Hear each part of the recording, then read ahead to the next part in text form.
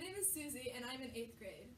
In our Genius Hour class, we had the ability to start a passion project to finish by the end of the year.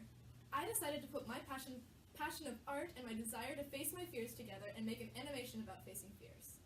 I forced myself to face my own fear as well, and I based a large portion of my story off of my experience. The general fear, the characters, and the struggles the main character went through were all based on my own experience of facing one of my fears. At first, I was going to base my entire animation off of my fear of downhill skiing, and I was going to go downhill skiing to face my fear, but then something else came up. One of my band directors came up to me one day and asked if I would like to participate in our solo festival. I really didn't want to, but I felt too awkward to say no, and I didn't want to disappoint him. So I said yes.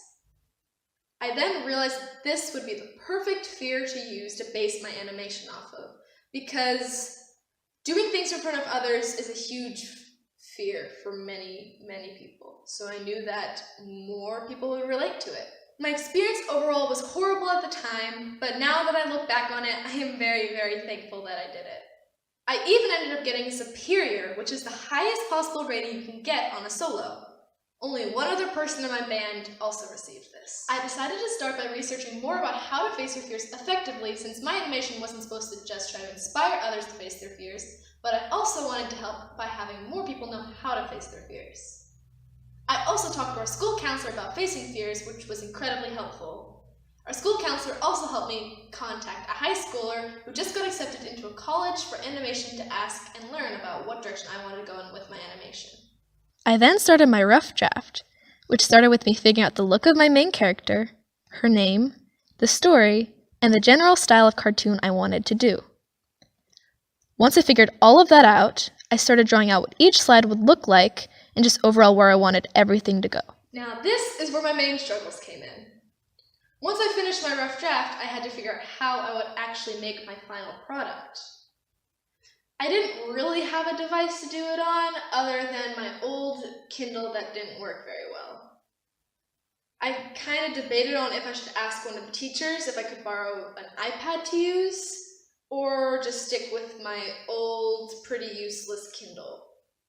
I just decided to stick with my Kindle because I thought it would be much, much easier, but I was very, very wrong. My Kindle is so old that it was very, very hard to find an app that had everything that I needed and was still compatible with it. I eventually found an app that I felt had everything that I need, and then my Kindle started acting up and it wouldn't let me open the app, or none of my work would even save after I'd finished. By the time everything started working properly, I only had a week to finish my animation. It took a little bit of trial and error to officially figure out how to use the app, but eventually it became quite easy. My animation took a long time to finish though. Yes, it only took a week, but each individual slide took me on average about an hour and a half to make, so I spent an immense amount of time on it in a short span of a week. Once I finished, I had to figure out how to get the finished video off of my Kindle and onto my computer to put the music on it and to post it to YouTube. The problem with this was that I had no ideas of how to get the video off of my Kindle and onto my computer. I was so stuck and none of my ideas worked. I eventually figured it out though with a lot of help, and everything went pretty smoothly from there. I found the music that I wanted, I edited the music into the video, I made a YouTube account, and I posted it.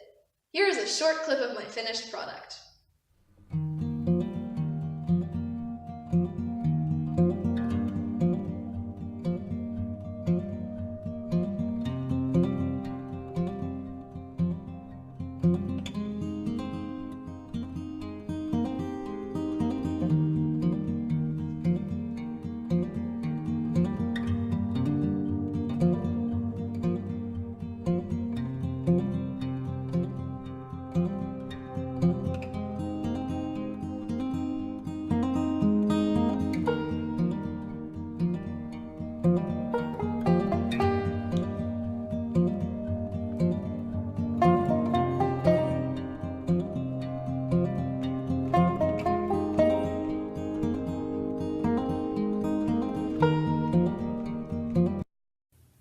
product obviously changed over time.